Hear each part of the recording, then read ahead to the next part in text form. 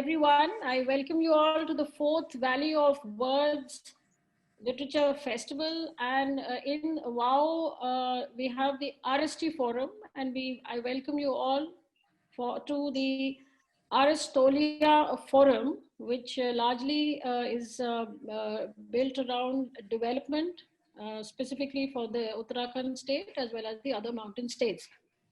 We have a very interesting and a very acclaimed group of panelists here, and I'd like to welcome all of you. Let me introduce you to the chairman of this group, Shri P.D. Rai Saab.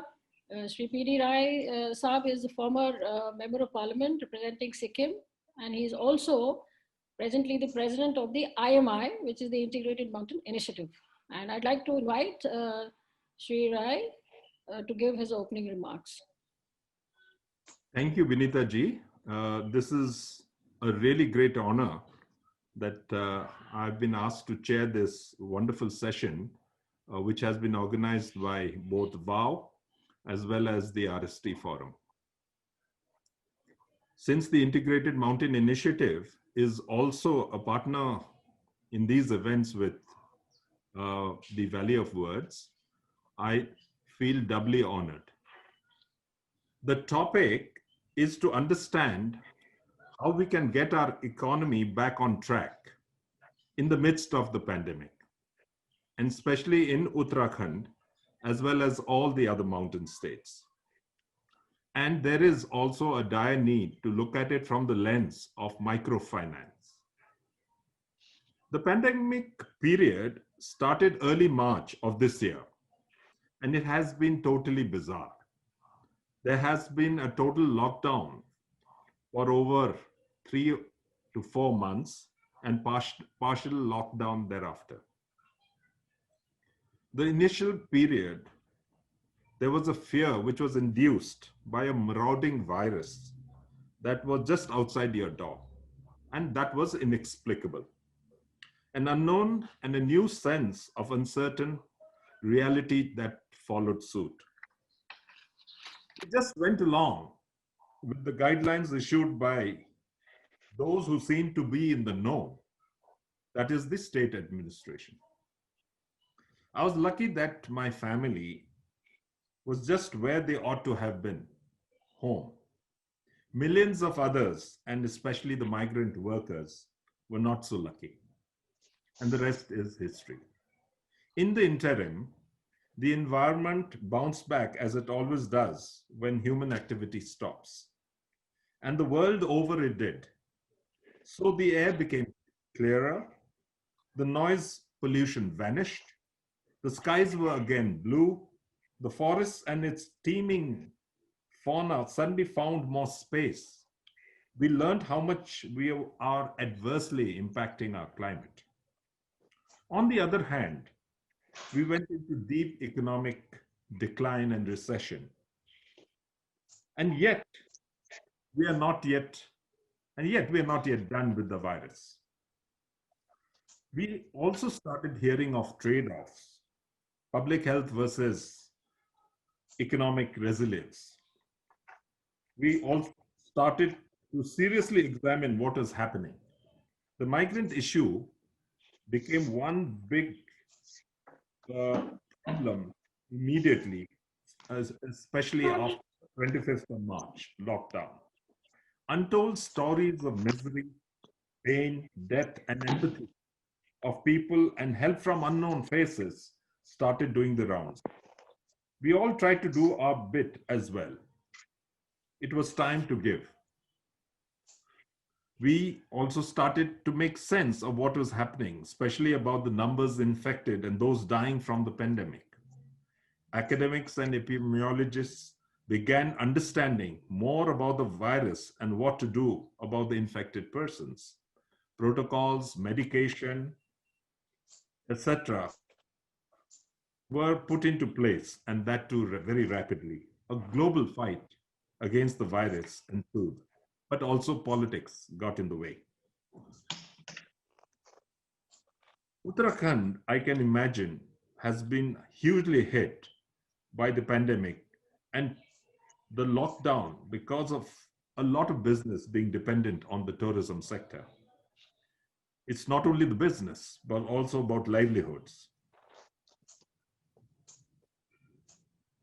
And Uttarakhand, amongst all the mountain states, sends the largest numbers of migrant workers to other parts of India. So a figure of returning migrants in the hundreds of thousands is no surprise. This is, to my mind, both a burden and an opportunity. Sikkim's situation is similar. In my hometown, Gangtok, we have a small startup that delivers food from restaurants, a wannabe Zomato, if you will. The enterprise pivoted to deliver medicines and other essentials to households who could not go out of their homes to buy them. This was the innovative spirit. Then people needed more vegetables and fruits. There is a story of this young woman entrepreneur who was running a very successful restaurant. She had to close. But instead of mourning, what she did was she visited all the farmers and the villagers nearby, buying up the produce and asking for more and organizing them.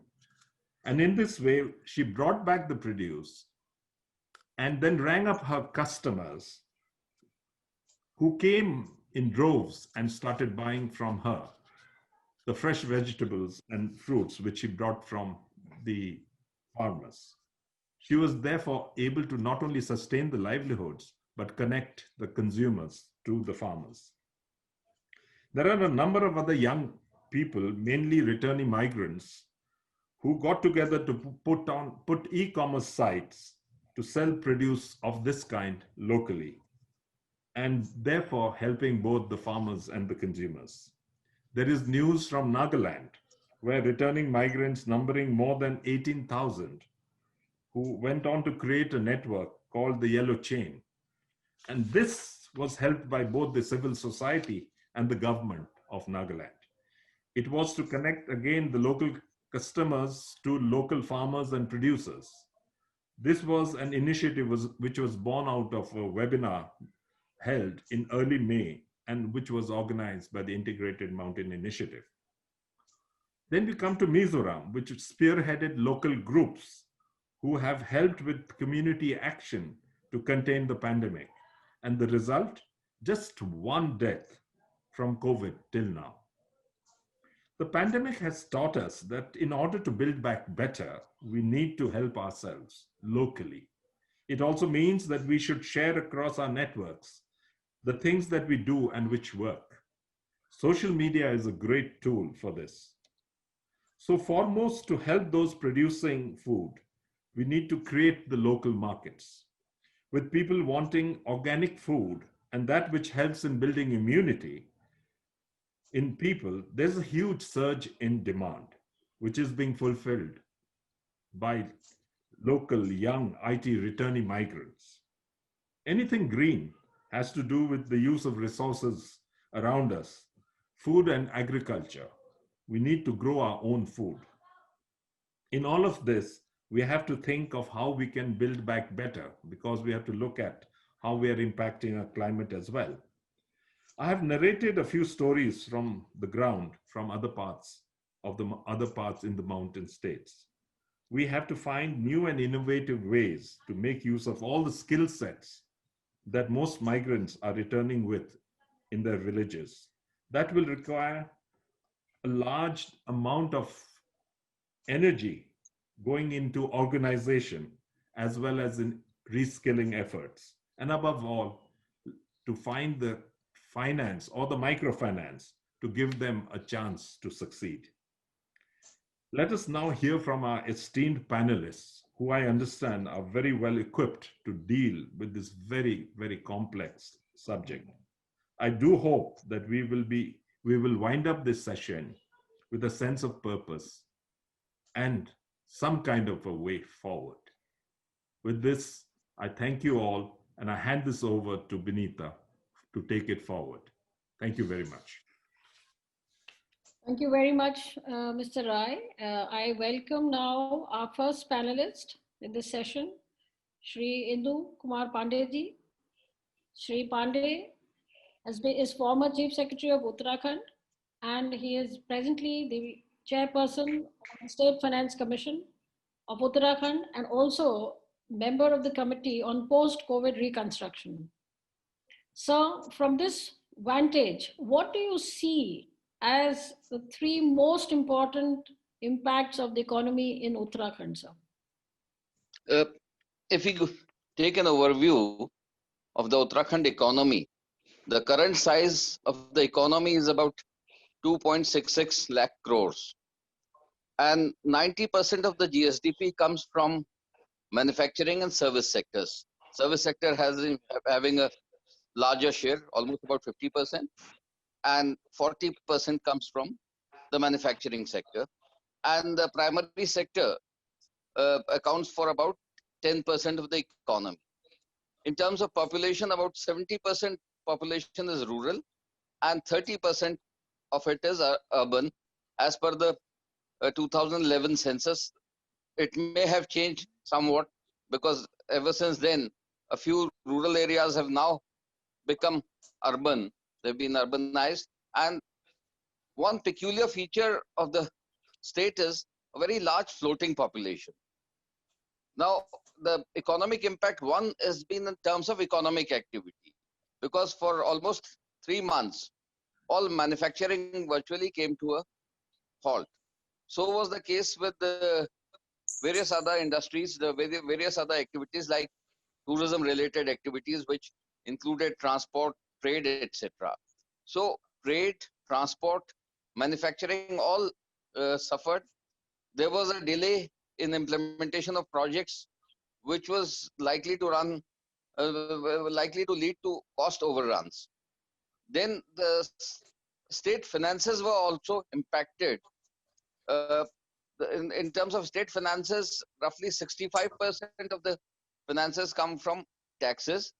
Rest come by way either by way of royalty or other non-tax revenue and certain grants. Now, there are certain peculiarities to the state. One is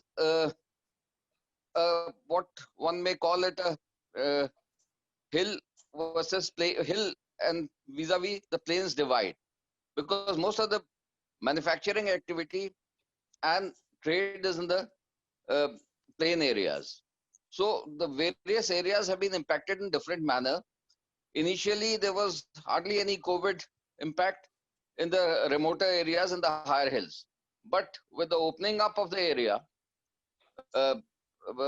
increase in economic activity, even these areas have been affected now. So as Mr. Rai pointed out, there has to be a trade-off between the economic impact of it and the security issues or the safety issues. This was, as we all realize, was an unprecedented crisis for which there are no standard or operating procedures. So we are trying to now struggle with finding out some kind of a response to it, which, while keeping keeping the economic activity going, at the same time to all the public health concerns are also adequately taken care of, because our public health machinery is also not geared to deal with this kind of a pandemic. So it has been a bit of experimentation, and I think they have come up quite well to face the challenge. Now, since I was also heading a committee for post-COVID economic revival, I think we have taken a very localized kind of a view, and with plan design at the local level, micro plans for the districts, which need to be monitored very closely, because that is one of the problems. What it has resulted is, one is the disturbed livelihood, the other is distress, public education, distress, public health, population shift in terms of in-migration and out-migration, fall in consumption levels, fall in demand, supply chains being affected, fall in investment also. So the state government is already uh, kind of dealing with the fiscal deficit. So there's not much elbow room even with the state government. So we have to work out some kind of a futuristic scenario as to what activities need to be promoted, what the future economic scenario is going to be like, how far the state economy is affected by it, how much of it can bounce back, which are the areas where we have to think in terms of innovative measures. As Dr. Rai pointed out, that some of the people have gone in for innovative kind of practices, which I think has happened almost everywhere. At least I know in Uttarakhand, the restaurant business was being affected, so they started home delivery with taking adequate precautions, have a relationship with their old customers. So these kind of things. So futuristic scenario, how we make a structural shift in terms of knowledge economy. For example, one thing which in a long term is being thought of is the homestays, safe kind of homestays for a longer duration, because today tourists comes for a very short time. So can we, in the context of COVID, promote something like a homestay which is there for a longer period where a person feels secure, and there the challenges will be of connectivity, etc. I think so. All Yeah. together, new kind of challenges which are emerging. I think one will have to deal with it, and what it needs is a very close monitoring system, and wherever mid-course corrections are needed, uh, uh, which is a very difficult thing in the governmental system, but we'll have to attempt all those things. I think that about sums up the scenario. Thank you. Thank you very much, Mr. Pandey. And I'll get back to you again. Now I'd like to invite Dr. B.K. Joshi. Dr. B.K. Joshi is former Vice Chancellor, Kumaon University, and post-retirement, he's been involved in a lot of other development activities, but presently he also is the founder, and he also runs the Dehradun Doon Library, which is in Dehradun. Joshi sir, at a macro level, since you have been also very, very active and you've been documenting migration issues of Uttarakhand for a very long time, and this issue itself adds, another dimension to this whole issue. At this macro level, how many migrants do you think are really estimated to have come back? Though there are some official figures, and you're also involved in doing some studies related with this. And what do you think is the biggest challenge in rehabilitating those migrants who really don't want to go back, who would like to stay? Dr. Joshi. Thank you, Vinita. COVID has really posed a very major challenge in terms of the return migrants. Because as Mr. Rai says, and as it is very well known, we've been talking about it, everybody has been talking about for the last so many years, that male out migration has been one of the major features of Uttarakhand. Whether positive or negative depends upon our own way of understanding the phenomenon. But over the past many years, not just a few years, but many decades, I would say, people have been moving out of this area in search of employment, in search of livelihoods, and so the numbers are very large. In fact, we really don't have a proper estimate of how many people have moved out of Uttarakhand, say within the last 20 years or 25 years.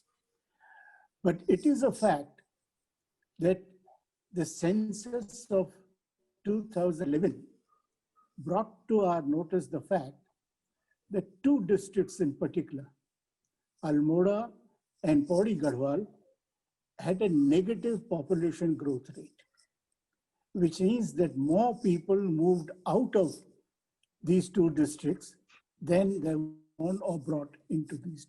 So this is the kind of situation which Uttarakhand has been facing for a large number of years. Now, with COVID, when people who are working in all over the country, they lost their employment, they lost their livelihood, they all started coming back. Now, the problem right now is, do we have an adequate estimate of the number of people who have come back as a result of this pandemic? As you know, we have this migration commission in the state, perhaps the only state which has set up a commission, a government commission, to study the problems of migrants and to find out ways of bringing them back or creating opportunities for reverse migration.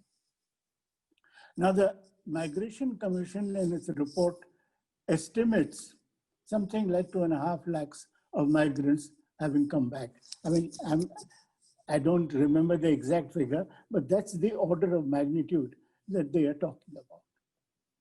Now, that is one figure which we have of the number of returned migrants. But again, recently I've come to know that the State Disaster Response Force has an estimate of something in the neighborhood of 6 lakhs. Now, there is a tremendous variation between 2.5 lakhs and 6 lakhs. It's not just 10, 15, 20%, it's over 100%. Now, this poses a tremendous challenge from a policy point of view. Now, if we are to formulate a policy, which figure do we really take into account? Now, that is a challenge, and I think we will have to do something to reconcile these two figures. Unless these two figures are reconciled, the policy response will remain inadequate. That is one of the issues that I think calls for immediate attention. The second is, again, the Migration Commission has built a profile of the migrants. What were the kinds of activities they were engaged in, economic activities where they were working, so that we try to formulate policies for their rehabilitation here. Now, it turns out that a majority of the returned migrants, according to the Migration Commission report, were engaged in the hospitality sector, in hotels, in restaurants, in these kinds of areas. The point is that the COVID has really given a big hit to the hospitality sector.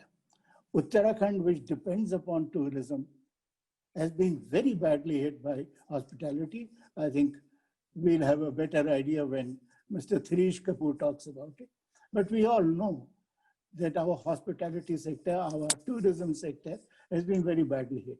So we really cannot absorb these people immediately or in the short run in our hospitality sector.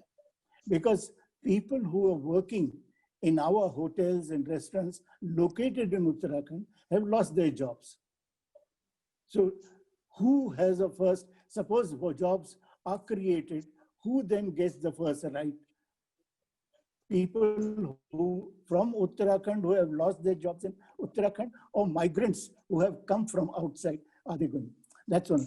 Now, it's true, Mr. P.D. Rai mentioned a number of cases where individuals have taken an initiative, shown entrepreneurial talent, and have really tried to take advantage of the situation, the opportunities that are available. And we also have such reports from Uttarakhand.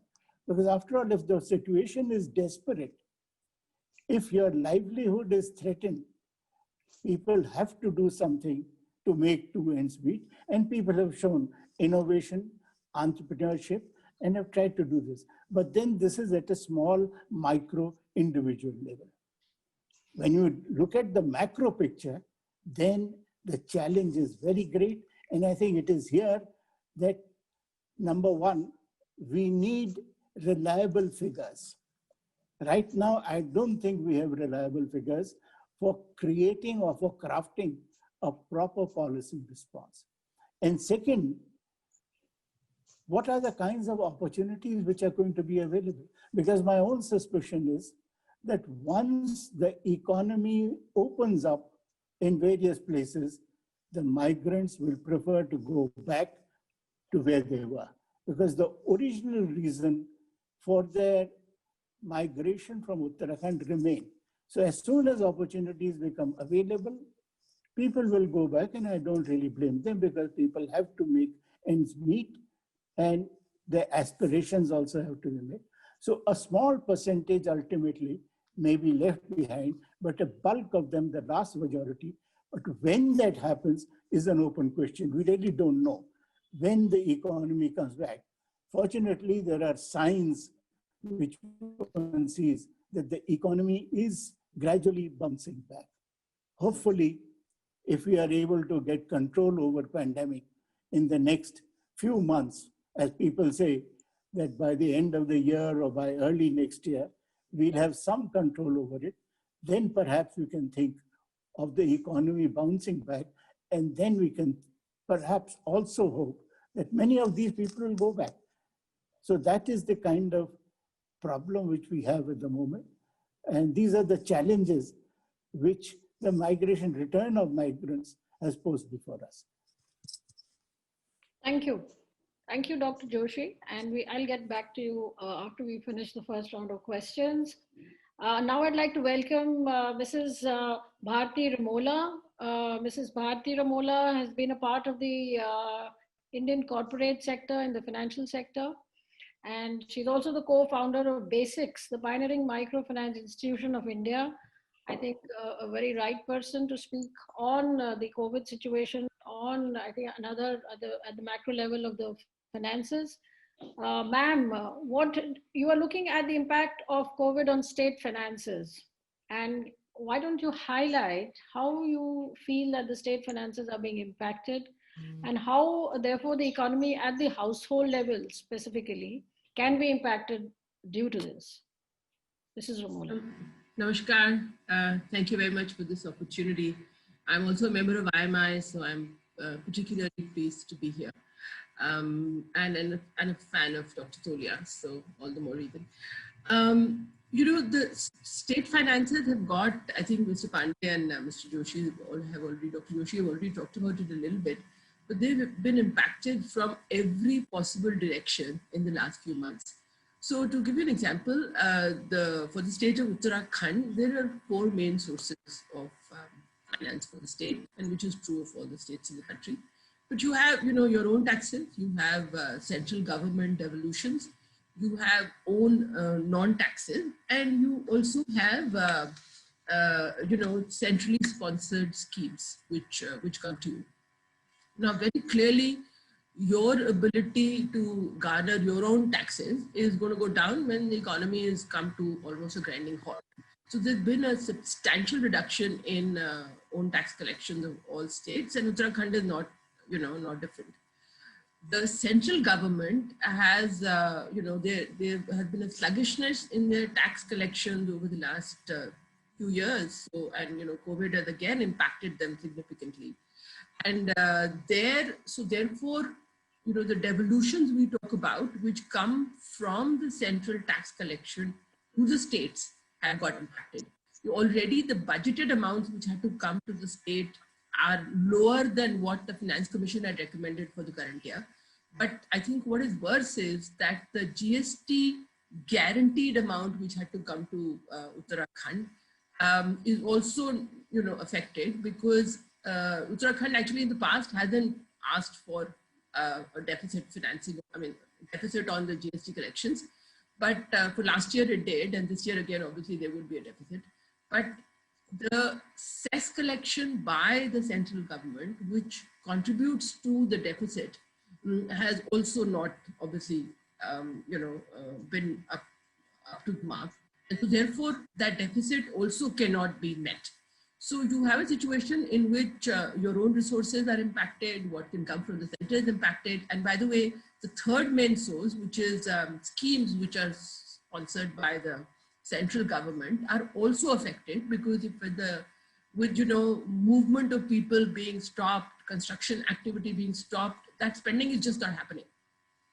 So you actually have a situation in which the economy of the state is really, I mean, you know, affected partly because of what is happening on the ground, but partly because the state government is a big spender in the state.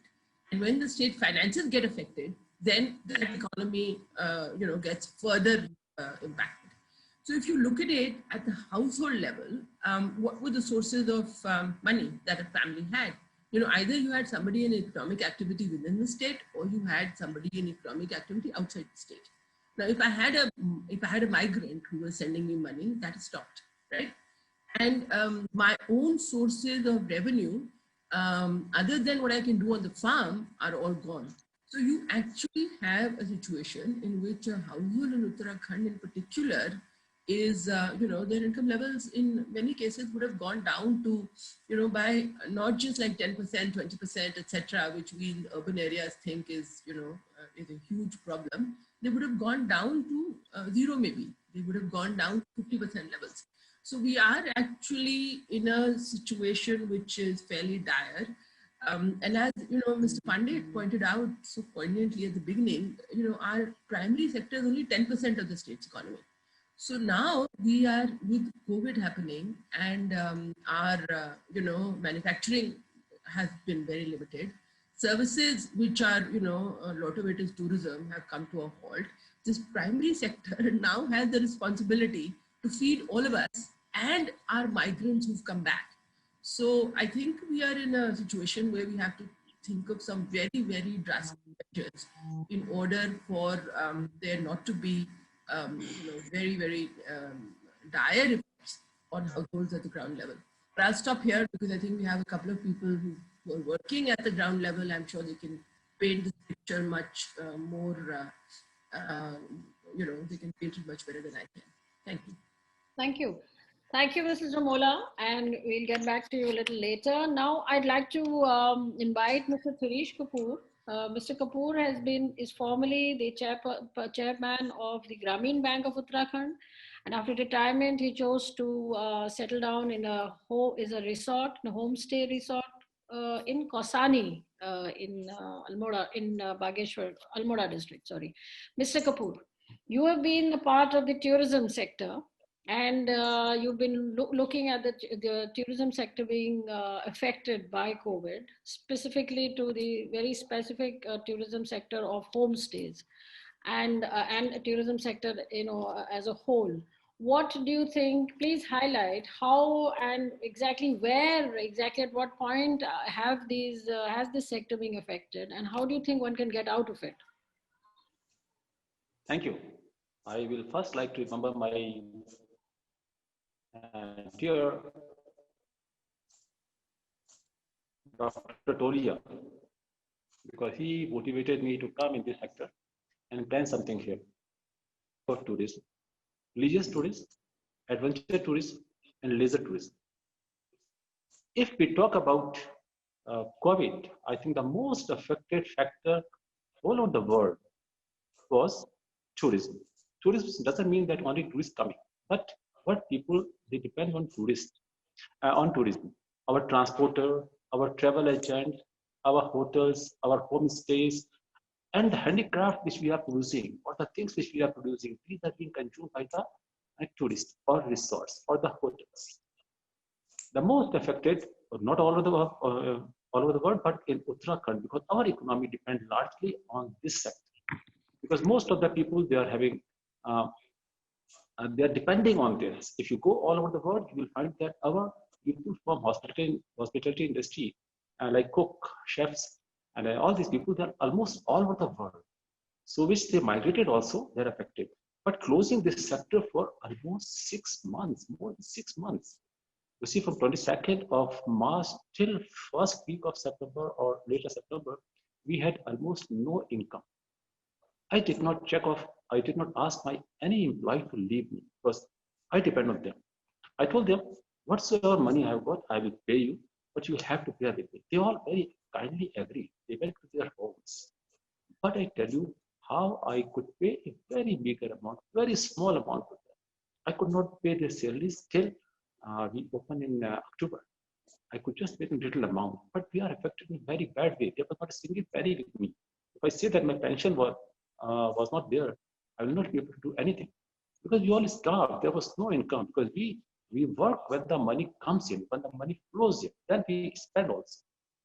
But Uttarakhand was affected in a very big way. Not only hotels, not resorts, not the homestays, roadside dhabas, taxis, transport, travel agents, they all suffered. They had no money. I have now decided that whatsoever happened to us, whether we revive or not, but we should have some amount of cash with us, liquidity. See, having a resort with crores of rupees doesn't give you anything unless you have some liquidity so that I can take care of my people. Those people are very kind. Many of the people, I've talked to large number of people. Kausari is a center where a large number of tourists come from all over the world. Mahatma Gandhi named it as Switzerland of India. The Purash was very famous in this area, but for 6-7 months, not having a single client kills you. So when I talked to people, they were all starving. They could not do anything. I went to the different hotels, restaurants, resorts, and people talked about how we can help you. I wanted to help my religion because I'm running a small NGO also here. That is with the help of Department of Science and Technology, Government of India. So we are working in the villages. What so they produced, they could not sell. The mushroom they produce a lot here, they could not sell. So as a because on tourism they all depend. There are 42 plus hotels in Kausani, and they all buy things from the local public. They get money. So they were all starving for this. Second thing, there were many people who were stuck here. Till the lockdown was there, no one could move out. And they were always crying for help.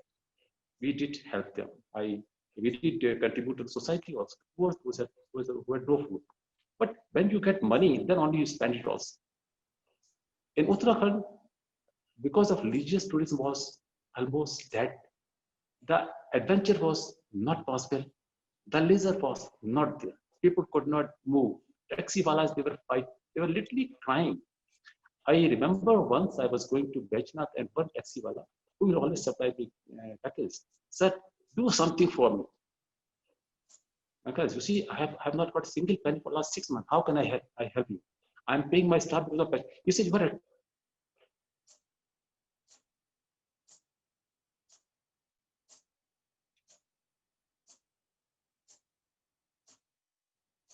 Mr. Kapoor?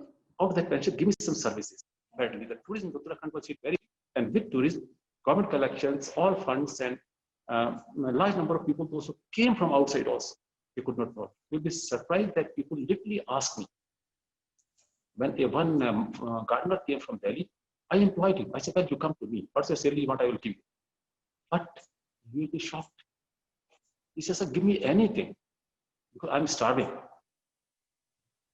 I said, well, you come to my place, do what you like. What's the money I've got, I will give you. What's the money I've got, I will share.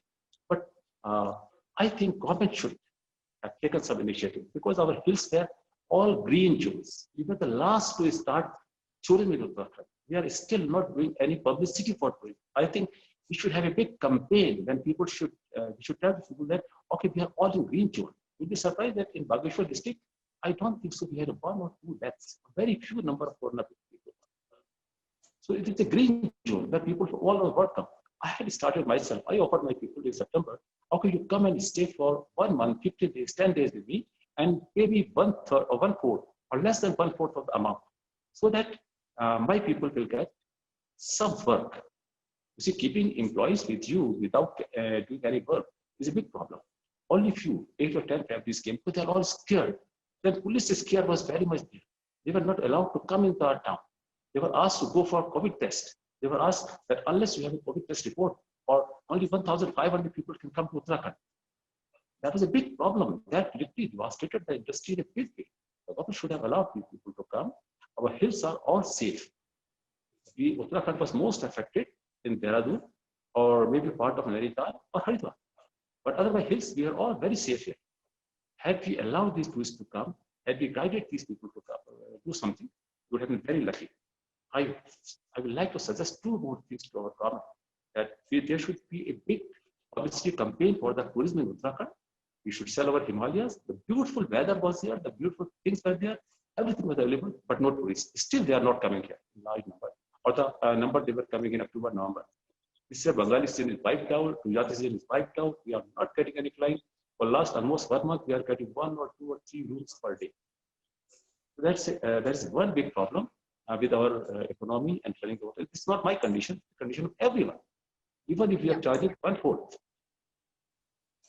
Yeah, thank you, Mr. Kapoor. And my one more suggestion will be for government, that if you want to generate employment, we should conduct a training program for the youth of this area, for guides, the nature guides, the bird guides, and all this type of thing. That will promote a lot of people also. Thank you. Okay. Thank you very much, Mr. Kapoor. And your suggestion, we'll come back to you for more suggestions. Meanwhile, now मैं स्वागत करना चाहती हूँ श्री रतन सिंह असवाल जी का, जो कि एक grass root level social सामाजिक एक्टिविस्ट हैं और काफ़ी सालों से आप पौड़ी और उत्तरकाशी जैसे जिलों में उत्तराखंड में आप काम कर रहे हैं। असवाल जी, आप पिछले पूरे कोविड के टाइम पे बहुत सक्रिय रहे। जो रिवर्स माइग्रेंट्स कई आए हैं उनको एम्प्लॉयमेंट देने की आपने कोशिश करी, ऐसा हमने कहीं से जानकारी भी ली है और आपने बताया है। आप विस्तार से इन समस्याओं को लेकर और कैसे आपने ये कार्य किया, इसके बारे में कुछ बताएं। धन्यवाद विनीता जी। मैं कुछ चीजें हैं, दो तीन बातें हैं जिनकी तरफ सबका मैं ध्यानाकर्षण करना चाहूंगा, क्योंकि सब मेरे से सीनियर हैं और आपसे हमें कुछ सीखने को मिलता है। अगर मैं उत्तराखंड की बात करूं, क्योंकि माइक्रो फाइनेंस की बात हो रही है, सब्जेक्ट माइक्रो फाइनेंस है, तो इसी पे थोड़ा सा मैं 1 मिनट लूंगा। यदि हम उत्तराखंड की बात करें तो 1,05,00,000 की पॉपुलेशन हमारी है और इस पॉपुलेशन का लगभग 63%, 63% जो हमारी पॉपुलेशन है उसकी जो आय है वो 5,000 रुपए से भी कम है प्रति माह। और 22% जो हमारे टोटल पॉपुलेशन है इसका जो है 10% के आसपास इसकी प्रति व्यक्ति पर मंथ आय है, पर मंथ आय है। और यहीं दूसरी तरफ यदि हम प्रति व्यक्ति आय की बात करें राष्ट्रीय स्तर पे, तो हमारा 6ठा नंबर है उत्तराखंड राज्य का।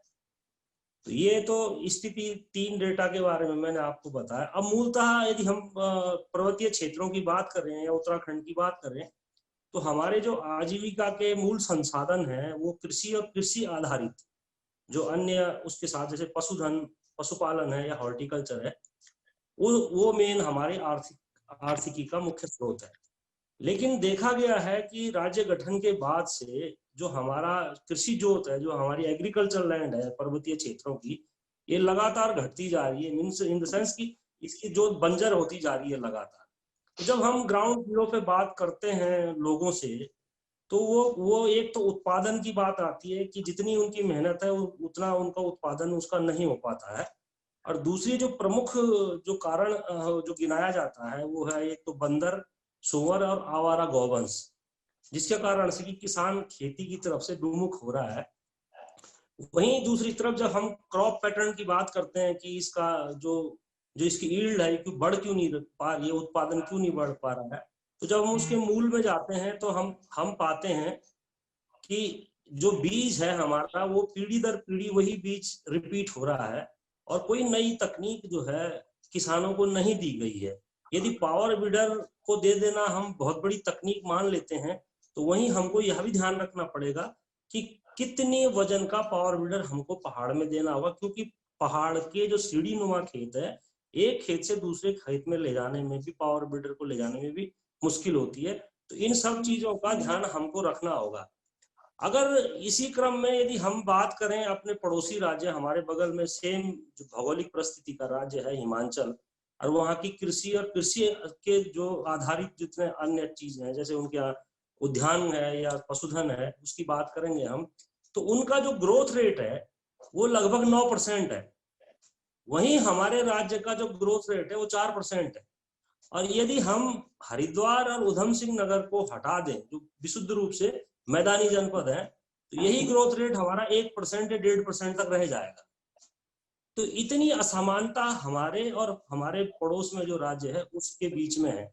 तो जब हम इसके मूल में जाते हैं कि इतना विरोधाभास क्यों, इतनी बड़ी खाई क्यों है दो समानांतर भौगोलिक परिस्थिति के राज्यों में, तो इसके मूल में हम पाते हैं कि जो इच्छा शक्ति है, जो विभागीय स्तर पे जो इच्छा शक्ति होनी चाहिए या विशेषज्ञ विभागों को जो करना चाहिए वो नहीं कर रहे हैं।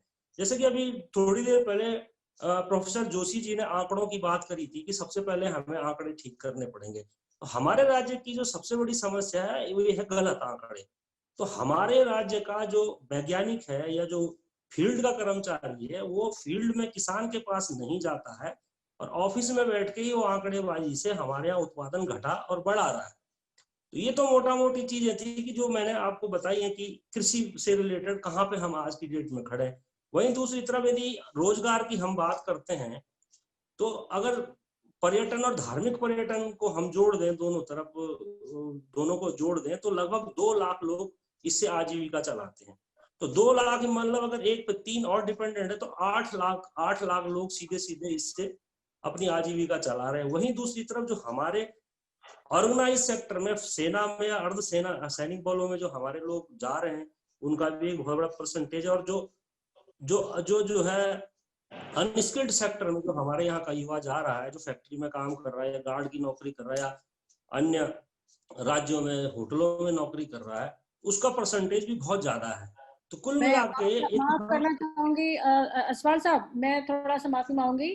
हम समय के वो उसको देखते हुए, सीमा को देखते हुए, मैं चाहूंगी कि अगर आप कोविड, क्योंकि ये हमारी परिचर्चा कोविड से संबंधित है, मैं कोविड पे ही ला रहा हूँ मैडम आपको। इम्पैक्ट हाउस होल्ड पे थोड़ा सा लास्ट 1.5 मिनट के लिए आप थोड़ा सा उसमें हाईलाइट कर दीजिए।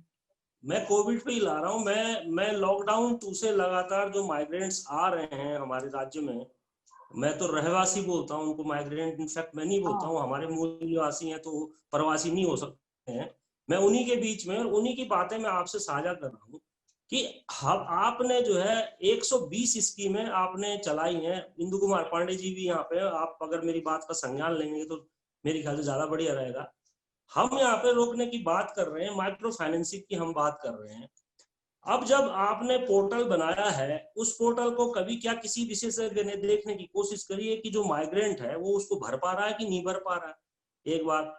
दूसरी चीज की दूसरी बात ये आती है कि वो जो लड़का है जो घर आया हुआ है धक्के खा के, वो फिर यहाँ सरकारी विभागों में धक्के खा रहा है। तो मेरा बोलने का मतलब ये है कि मैंने एक अन्य उसमें भी बोला था कि हमारे यहाँ जो हॉर्टिकल्चर है और जो पशुपालन है, मुर्गी पालन है, मशरूम है और फल सब्जी उत्पादन है, इसकी तरफ यदि हम फोकस करें बच्चों को, और हम एक लार्ज नंबर ना लेके 3.5 लाख माइग्रेंट हमारे यहाँ आए हैं, जिसमें से 50% जा चुके हैं और बाकी जाने की तैयारी में है। तो मेरा बोलने का मतलब ये है कि जो विषम भौगोलिक परिस्थितियों में भी यहाँ काम कर रहे हैं और जो बच्चे यहाँ रुकना चाहते हैं, उनको फोकस करके यदि हम 5 से 10% को भी यहाँ रोकने में कामयाब हुए, उनको यहाँ पे सक्सेस स्टोरी लिखने में कामयाब हुए, तो यही जो 5 या 10% सक्सेस स्टोरी आऊंगी, ये अपने साथ 50% और को खींचेंगी और हम रोजगार देने की स्थिति में आएंगे। लेकिन उसके लिए आपको ब्लॉक स्तर पे और न्याय पंचायत स्तर पे ऐसी जो आपका जो सहकारिता विभाग है, उसको आपको जो है थोड़ा सा चार्ज करना पड़ेगा कि वो ऑफिस में बैठ के ना जाके जो मूल रूप से माइग्रेंट है, जो बेरोजगार है, उसकी सहायता किसी न किसी प्रकार से करे। अब वहीं दूसरी तरफ अभी पीडी राय साहब ने बहुत सारे सक्सेस स्टोरियां गिनाई हैं। इसी कड़ी में मैं आपको बता देता हूं कि इसी लॉकडाउन पीरियड में हमने पौड़ी जनपद की नयार घाटी में साहसिक पर्यटन के लिए काम किया। तो हमने वहां पे एरो स्पोर्ट्स और एंगलिंग को प्रमोट किया। आज की डेट में उसका परिणाम ये है कि माननीय मुख्यमंत्री जी ने उसका संज्ञान लिया और 19 तारीख से लेकर 20 तारीख तक राष्ट्रीय एरो स्पोर्ट्स फेस्टिवल वहां पे होने जा रहा है। तो इस तरह से अन्य लोगों ने भी काम किए हैं, लेकिन सवाल इस बात का है कि जो सरकारी आंकड़ेबाजी है, जिसको मैं फर्जी आंकड़ेबाजी सीधे सीधे कहूंगा, वो और जो सरकारी मुलाजिम है वो अपने दायित्व का निर्वहन पूरी ईमानदारी से करे, जितना उसको वेतन मिल रहा है उस आधार पे करे, ना कि इस आधार पे कि ये 3 लाख रुपए का तेरे को लोन मिलेगा, पहले तू 90,000 रुपए मेरा कमीशन ला, उसके बाद तेरा लोन सैंक्शन करूंगा। ये सब चीजें हमने देखी हैं, अपने आंखों के सामने सुनी है। तो ये सारी बातें जो हैं, इनकी तरफ यदि योजनाकार ध्यान दें तो निश्चित रूप से जिस तरह से बच्चे धक्के खा के आए हैं, वो यदि यहाँ से वापस जाएंगे तो मन मार के जाएंगे, इच्छा से तो नहीं जाएंगे मेरे ख्याल से। इस ओर हमें ध्यान देना पड़ेगा। ओके असवाल जी, धन्यवाद। अभी वापस फिर अगर समय रहा तो सजेशंस के लिए मैं दूंगी। बहुत बहुत धन्यवाद। आपने बहुत ही एक जो रियल टाइम पिक्चर है ग्रास रूट लेवल में, वो आपने एक दृश्य बताने की कोशिश करी है। और now I'd like to welcome Anmol, and Shri Anmol has been working for the development sector. Anmol, you're on mute. Can you unmute yourself? In the development sector of Uttarakhand for the last 20 years, and he's presently a consultant with the JICA project in Uttarakhand and working with a number of livelihood projects. And he has, I think the project has worked at grassroots level, I think bringing together data and status of a number of workers who have returned back to their villages. Maybe you'd like to highlight some of the problems and challenges. Thank you, Vinita. Good afternoon, everyone. When we are talking about the impact of COVID, particularly on the service sector, the thing which is being highlighted everywhere is the number of returning migrants who came from outside the state and came back here because they lost their jobs and they were displaced. And we are getting, like Dr. Joshi was talking, we're getting some figures of 2.5 lakhs or 3.5 lakhs or 6 lakh people. But what is important, what I have seen at the grassroots level is that this number is just the tip of the iceberg. We have got a large number of people who are working within the state in places like industrial centers like Dehradun, Haridwar, or Udham Singh Nagar, or in tourism hubs like Mussoorie, Nainital, or Ramnagar, or even Haridwar, who due to COVID have been displaced from their jobs, who maybe have lost their jobs, and they have had to go back to their native places, to their villages in the hills. And there is no number, there is no talk about these people, but I think they are equally affected as people, coming from outside the state who are also part of our state, but but we are talking about their number, but we are not talking about number of these people. And I have had a lot of discussions with them in the field, in the villages, and these people, even after unlock has happened, at least 50% of these people are still in their villages because either their employers have terminated their jobs, or their employers have said that, okay, our hotel is open, but right now this is off season, there is limited work, so maybe we will call you back in March or February when there is more work. So they are still sitting in their houses waiting for the call from their employer. So they are also equally affected, but perhaps we need to pay more attention to these people, these migrants from within our state. Second issue, when we talk about the grassroots level, based on the work that we are doing, second issue, if I look at the farm sector specifically, then the farm sector was worst affected during the months of April to June, so immediately after the lockdown, because that was the period when there was lack of transportation. The markets were also not opening properly, and particularly in remote area where we are working, like Bageshwar, Pithoragarh, Champavat, or other remote area locations where they were not close to the markets. The farmers were not close to the market. If you look at factors, then that was the time when crops like potato, beans, and cauliflower, coriander, they were coming out. And like if we talk about coriander, the people lost their entire produce was finished because they could not market it in time, and it is a perishable product. And similarly, a number of horticulturists who were that was a season of harvesting plum, peach, and apricots. And I spoke to a horticulturist who had close to 150 plum trees in his orchard, and he said, I got a very good harvest of plum, but during the month of early June, I could not take it to the market, and there was also not a great demand in the market. So finally, what I did, I distributed in the village, and my entire income of that year was eroded. So like Bharti ji was saying, that at the household level in the farm sector, at least maybe 50% or even 75% of the incomes of the people have been eroded during the lockdown period. And what to do next? They were waiting for next harvest to go on. So these are some grave issues which I would like to highlight, and I think I'll stop here because the time is of essence. Back to you. Yeah, thank you, Anmol. And with the permission of the chair of the panel, Mr. Rai, we have about 13 minutes left. Would it be correct that it would be all right if we can pose a single question to each of the panelists? Please go ahead, and I think they should give 1 minute answers, because I think this is a very important subject, and we should try and drive it to some conclusion. Yeah. So I'll come back to Mr. Pandey. Would you like to share one most important step which you feel that your committee would like to put it as the most priority program as a post-COVID reconstruction program?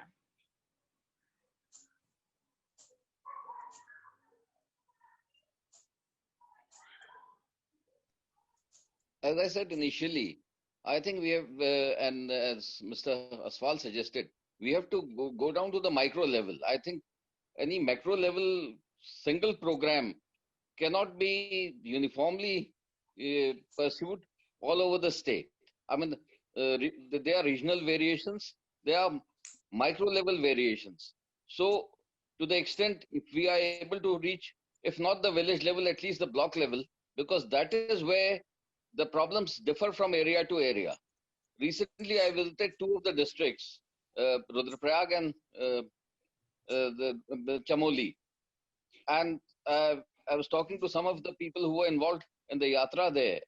Now, with the yatra season, with the number of yatris now coming to those areas, there the economy has started picking up. Of course, for a very limited period, because this year it was shortened by almost half. But the situation is varies from place to place. As Mr. Kapoor said, their occupancy is not even 10%, 1 to 2 rooms. And it may vary from area to area, because Nainital certainly over the weekends has been having, Nainital and Mussoorie both, there's a lot of local resistance also from the people, because those who have an interest in tourism activities, they are the stakeholders, they are people who are scared of the tourists coming and bringing COVID with them. So it's a very strange kind of a situation. How do you reconcile the safety part of it along with increase in economic activity? Because at the end of the day, that has to be somehow ensured. So these are no single program for the state as such cannot be there. We'll have to take, we'll have to kind of go about it more in the micro manner. And that is why we have, I think the government has entrusted the district magistrates to devise their own strategies within the wider framework. Yeah. Yes, thank you very much, Mr. Pandey. Well said. And I think we are documenting all this, and somebody is, I suppose, going to take this up further to the in the policy. Dr. Joshi, you have also been a critic of the way we in Uttarakhand look at migration, and now we have the reverse migration, etc. And you are also a development professional. What do you think are the other big forces that are at work? And you have been talking about concepts like we have to look at development, like again, as a paradigm shift, like Mr. Rai said, build better. Is there one big solution that you would like all of us to look at in the new way of development, sir? Yes. Basically, what I'd like to say is that COVID has been a big challenge. It has challenged all of us. It has challenged the government. But I think we should also see it as an opportunity. Okay, a lot of things we could have done, we have not done, but I think we see the opportunity and try to move ahead rather than sit back. And I feel that I'm talking in the context of Uttarakhand, what the state needs, and it should do it very urgently, is a robust institutional framework for planning and development, which it lacks at the moment. And this institutional framework should not hesitate in taking the services of experts in various fields. Because unfortunately today, the government is only reliant on itself. Now, I'm not a critic of the administration. The administration has its responsibilities, has its challenges. The administration is doing a good job, but then it also has its major limitations. Now we recognize those limitations and try to get as much expertise from outside and in various fields, because I think if it is education or public health or economic development, we try to get as much expertise as possible and develop a robust institutional framework which can give proper advice, policy advice to the government, and also help in the planning and development process. This is something which is lacking, and we need to take this as an opportunity today and try to move forward. So this is very briefly, this is what I would like to say, that the state should now be thinking along this lines. Yeah. Thank you, Dr. Joshi. And Mrs. Sramola, as an expert in microfinance and being a part of co-founding Basics, what do you think? Do you think this is now really the moment for microfinance to show what it can? I think microfinance is critically required at this juncture, actually, to get us out of the space we are in as far as the micro and macro economy of the state is concerned. So I think in the short run, we need microfinance to be able to support those entrepreneurs who are thinking about how to get the organic produce of the state into the consuming centers. Because, by the way, the growth in that particular area has been pretty good over this period. Everybody got very focused on healthy food, etc. So if we could actually find entrepreneurs who are able to procure this produce and provide access to it to the consuming centers, we need to support those entrepreneurs. So that's one example. There must be multiple other examples, but you wouldn't want to support people who are in set up new hotels or restaurants at this point of time, because we don't have, as Thirish said, uptake of the existing ones. So you want to look at where the economic opportunity is and try to connect that. So the second one is in the medium term. I think there is if we were to really think about it, it's a great opportunity for us to try and provide finance to people, to those who have the money and those who can, who have the potential to generate income over a long period of time to build, on their own homes. So I think a lot of money which is available through government sources on, Prime Minister's Awas Yojana and things like that can be supported to actually build back some of the homes that people have, because a lot of these reverse migrants are back home and they can contribute the labor to this. That's one more example. In the long run, I would go to what Dr. Joshi was saying, which is that I think there's desperate need to train our people in taking our tourism to a higher level. So, to provide finance to people to go and get themselves upskilled in terms of whether it's the tourism trade, whether it's guiding, it's doing things with birds, but, how do we equip our people in the long run to be more productive? I'll stop there. Thank you, Mrs. Ramola. Mr. Thirish Kapoor, is there one more solution which you feel as an immediate, something which we all can do, the government can do, or the people or the industry or tourism industry can do to bring back what we've lost, at least in this season?